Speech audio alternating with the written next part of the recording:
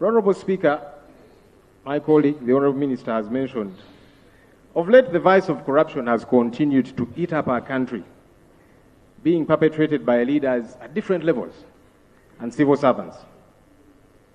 I did not hear of the Honorable Sarah Mateke's name embroiled in any corruption scandal during her service in government. And if there was one, then I probably missed it. As we send her off, may we all as leaders reflect on the imperativeness of not getting involved in corruption, but also using our positions and platforms to fight corruption, which has become an impediment to Uganda's progress.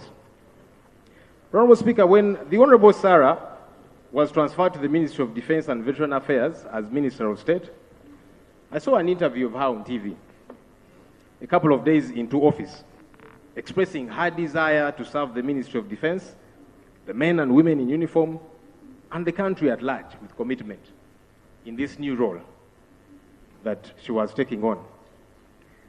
Unfortunately, again, as Honorable Both has mentioned, the Honorable Sarah has passed on just a short while after getting into this office, so she probably has not been able to achieve all that she set out to achieve.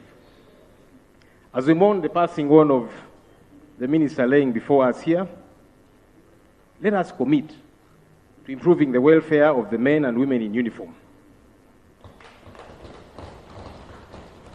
We must resolve, Right Honorable Speaker and colleagues, the question of salary enhancement for the UPDF, which falls under the ministry she was serving, and by extension, police and prisons.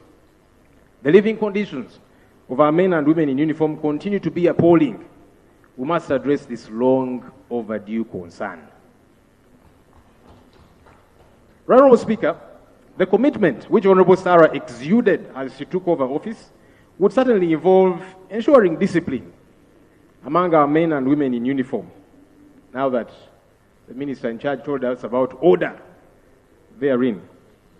I would like to use this opportunity to re-echo the need to call to order the few elements among our armed forces who paint a bad image of the rest by brutalizing citizens at every opportunity. We continue to see stories of human rights violations by our uniformed personnel, something that should be in the past. On Saturday, 14th August 2021, retired General Yoweri Kaguta Museveni Tibuhaburwa, in a televised address, warned security operatives against human rights violations and especially torture of suspects. That was an admission of this unacceptable behavior among some within the forces. Unfortunately, this warning was not followed up by stern action against perpetrators of the same.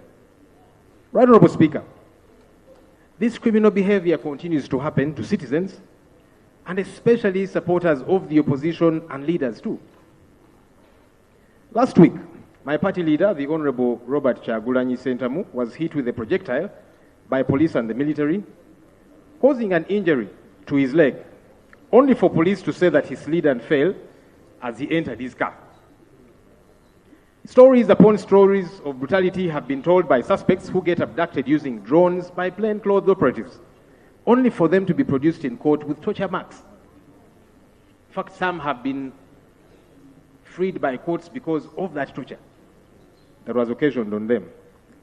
As we mourn the passing of the Honorable Sarah Mateke, may we commit to not allowing illegalities within our forces, because all of us are potential victims, regardless of our political shades, as we have seen in the recent past, Right Honorable Speaker and colleagues.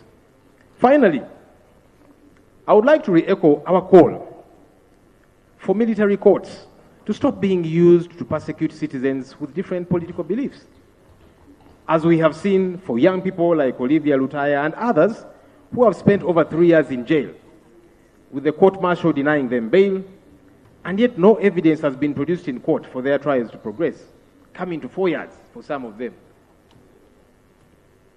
Right Honorable Speaker, this is not right.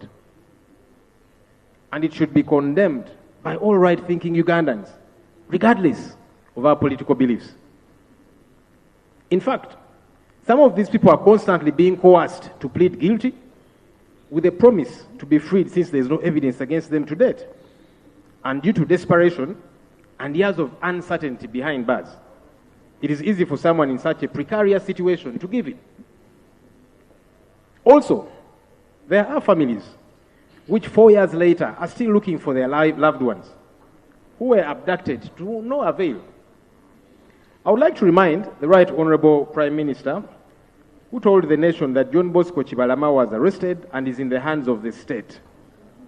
Madam Prime Minister, his family is still waiting on you to have him produced in court or freed to return to his loved ones. I say all of this for God and my country. Thank you. May the Honourable Sarah Mateke rest in eternal peace. Thank you.